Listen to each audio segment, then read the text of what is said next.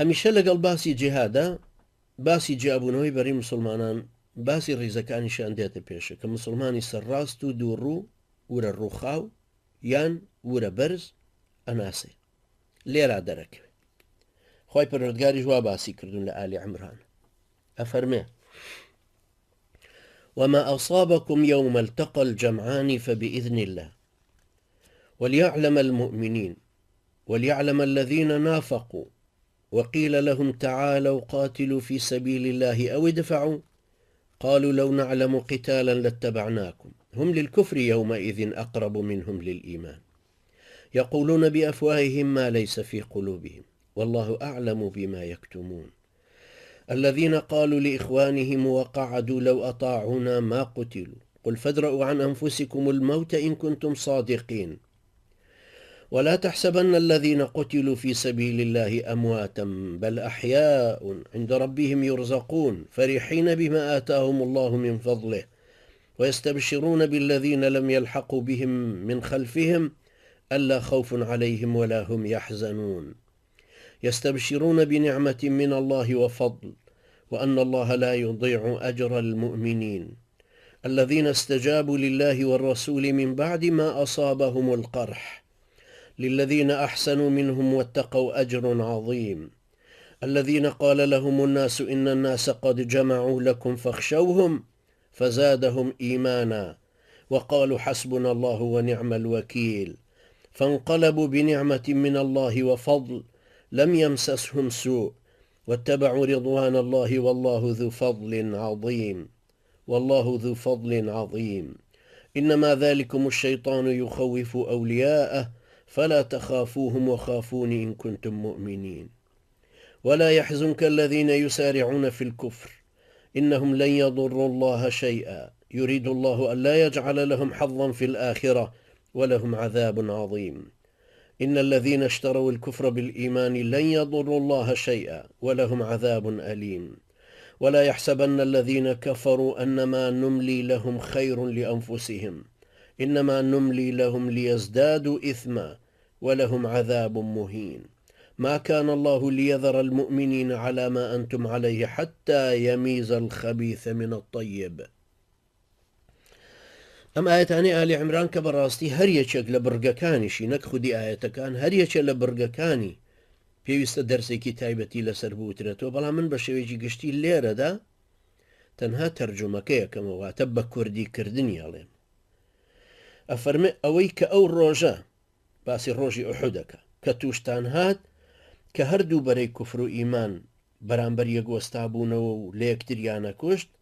کە حەفتا کەستان لێ کوژرا لە سەحابیەکان بەقەدەر ژمارەی کوژراوانی قوڕیش لە غەزای بەدرا هاوارتان لێ هەستا ئەتانوت ئەوە چۆن قەومە ئەوە لە ئاەتی پێشووترایە قلتم أن هذا قل هو من عند أنفسكم ئاەتەکانی ئاەتی پێشترە بەڵام بزانن کە ئەمە بە پێی قەدەری خوای گەورەیە قەدەری خوای گەورە یعنی زانین و ویست و هێزی کردنەکەی بۆ ئەوەی مسلمانان کە ئەبێ پەی بەڕێسای ململانەکە ببن واتە لە قورئانەکە باش تێبگەن چونکە منافقەکان لا يعلمون لا يفقهون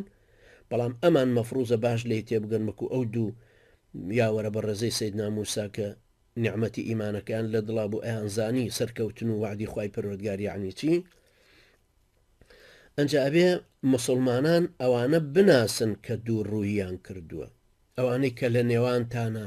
ئەو هەڵوێستە شل و شێوا و مرجیف و مثبتانە لە ناوتانە بناسن هەروکو خوای گەورە لە شوێنێکی تر بە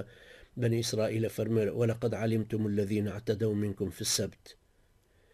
ئێوە خۆ لەناو خۆشتانە ئەبێ ئەوانە بناسن و بزانن بۆ ئێمە مسلمانیشە فەرمێ کە ئێمە ئەبێ ئەوانە بناسین کە ئەو خودلانیان بەسەر ئەهلی ئیمانە هێناوە بۆی دیسان نەیانکەینەوە بەکار بەدەست وانەزانین ئەم دەملوسە ئەم قسەزانە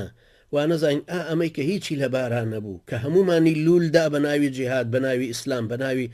سەرخستنی ئیسلامەتێکە و دوای خۆی ڕۆژ بۆ معاشێکی سوحت ئەوەیە کە ئەزانی حرامە و هەرەی خۆی بۆ ئەوە هەموو لایەکمانی پەرتەوازە کرد و دیسان ڕۆشت و دینەکەشی فرۆشت. اینجا خوای گەورە فەرمێ خوای گەورە پێش ڕووداوەکەشەی ناسین بەڵام بۆ فێرکردنە کە ئەبێ مسلمان و دووڕوو لێک جا بکرێنەوە و لە جیهادەکەشە جا ئەکرێنەوەکو شەوکانی ڕەحمەتی خوای لێبێ لە فتح القدیرە لە تەفسیری ئەمەیە لە مجەلەدی یەکەمە ئەفەرمێ وەکو یەک ڕەفتاریان پێ نەکرێ کە بەم دووڕوانە وترا وەرن لە بەرەی ئێمەدا لە پێناوی خوای گەورەیە جیهاد بکەن جەنگ بکەن دژی دوژمنانمان بوەستنەوە کە بە زاهیری دوژمنی ئێوەشن بانەیەنە سەرمان کە چیان و دووەڵا گەر شەڕمان بزانیە حتمما لەگەڵتانە هاتی ئاخر ئەمەد منافقەکان لە مەدینە باڵن کە خەڵک لە مەدینە شمشێری دروستە کرد هەموو کەسە شمشێری خۆی پێبوو تیرروکەوانی وەکارێنا ڕەمی هەبوو وەکو ئەم سەردەمە نەبوو دوژمنەکانت ساڕوخ و تۆپ و تانکیان هەبێ و تۆ هیچت نەبێ کلاشن کۆفێکیشت پێ نەکردێ ئەنجا خوای گەورە فەرمێ بەڵام ئەوانە لەو ڕۆژە لە کوفرەوە نزیکترن وەک لە ئیمان هەرچەنە بەڕواڵەت مسلمان و ئەبوو وەکو ئەرچی دینداری ئەوانش بۆ جیهادەکە لێبڕانایە بۆیە بچوونایەتە ڕیزی مسلمانانەوە بەڵام ئەوان دووڕوون خوای گەورە فەرمێ سەرزارەکی لەگەڵ ئێوەن و لە ژێرەوەش لەگەڵ کوفرن حەز بە سەرکەوتنی کافرانەکەن بۆیە لەم ڕۆژی تنگانەیە پشتان چۆڵەکەن ئەڵێن بەخوا نازانین شەڕ بکەین ئەمە لە کات و شوێنێکی عەرەبایە کە هەموو کەسێک ئەتوانێت ئەو چەکانە بەکاربێنە دوایە هەموو ئەم عەرەبانە ڕەشبگیر هێرشیانە کردە سەر یەکتری بەکتریانە کوشت لە ناوچەیەکە هەموو لەنا ئەم شەڕ و شۆڕەیە گەورە بوون یعنی سەیری هەڵوێستی مسلمانە بە زیوەکانی سەردەمی ئێمەشکە بزوتنەوەی ئیسلامی لە ئینزارە بوو بەرامبەر بە یەکێتی سەرەتای شەڕێک بوو بە تووشمانەوە کەچی کابرای نەهزا بە پێشمەرگەکانی ئێمە و دیابەبرانی تەنزیمی ئێمە ئەو بۆ ناڕێ بۆ جیهاد خۆ ئینزارن ئێوە ئینزارن بۆچی ناڕۆن ئێگەر جیهادە خۆ لەسەر تۆش فەرز بووە خۆمە دیاران بزوتنەوەی ئیسلامیە کە هەر ئەهلی ئیمانەی با بەڕێوە دیاریشە کە بەرەی بەرامبەریان ئەهلی کوفرن یەکێتی کە لە 1975 هەمووی مارکسی و بێدین بوون دیارە مەعاڵایەکی ئەلمانی کوفر و ئیلحاد و خوێنێکی زۆری مسلمانانیان لە گەردنا بوو بەڵام ئەمە ئەم وەسفانەیە کە دیسان تیکرارە بنەوە ئەمە صیفەتی بنی ئیسرائیلە کە ئەڵێن اذهب أنت وربك فقاتلا إنا هاهنا قاعدون ئەنجا خوای گەورە نافەرمێ کافرنە فەرمێ هم للكفر يومئذ أقرب منهم للإيمان وەکو هەڵوێسی ئەم برایە ئەوانە لەو ڕۆژە لە کوفر نزیکتر بوون وەک لە ئیمان لەم ڕۆژەیە کە خۆزلانیان بەسەر مسلمانان هێنا لە کافران نزیکە بوونە ئەوەندەی تر تین و فشاری دەرونیان لەسەر مسلمانە بێ ناز و بێکەسەکان دروستە کرد تا هەوریان بڕوخێنن تا شەڕەکە بدۆڕێنن پاشان بەڕستەیەکی تر دەست پێ ئەکاتەوە کە پێوترە جملەی ئستئنافی يقولون بأفواههم ما ليس في قلوبهم ئەوەی بە قسای لێن ئەوە نییە کە لە دڵیانە حەشاریان داوە ئەوانە لە دڵ و دەرونیانە قەنەعەتیان بە کوفر و کافران هەیە داهاتووی ئەوان بەلایەنەوە چاکە بەڵام سەرزارەکی لەگەڵ ئێوەیان خوای گەورە ئاگای لە دڵ و دەرونیانە و ئاگای لەو شتانەشە کە پەنهانیان کردە و شاردویانەت ئەم دوو ڕوانە بە براکانی خۆیانەوە لە کاتێکە خۆیان دانیشت بوون قاعدون بوون لە پشتی بەرەی جەنگەکە و خەریکی واتەوات و وەرە ڕوخاندنی مسلمانەکان بوون هەڵوێستە پڕزەلیلی و سازشکارەکەی خۆیان ئەفەلسەفان کە گوایە ئەمە حکمەتە و دانایی و ئەقڵ پێشکانە خەڵک نابێت دوای شوێنی حەماسەتی گەنجکەوێت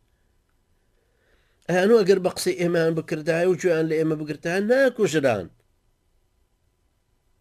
بەخوا قەسەموایان بە ئێماوت ئەچوینە داخوازی کچێکی مسلمان بۆ پیاوێکی خۆمان بۆ پێشمەرگەیەک یەکگرتوویەک لەو لاولیان پێیابوو لە ماڵەکەی بابەجیان کچی خۆتانەدەن بۆ کابرا سبەینە لە شەڕێکا کوژدێ و کچەکەتان بە بێوەژنی و دوو مناڵەوە دێتەوە خوای گەورە بە بڵگەی بنبڕ دەمیان داخە ئەفەرم دێ ئەگەر وایە و ڕازگۆن مەرجی خۆتان لە خۆتان دوورخن ئاخۆتوانن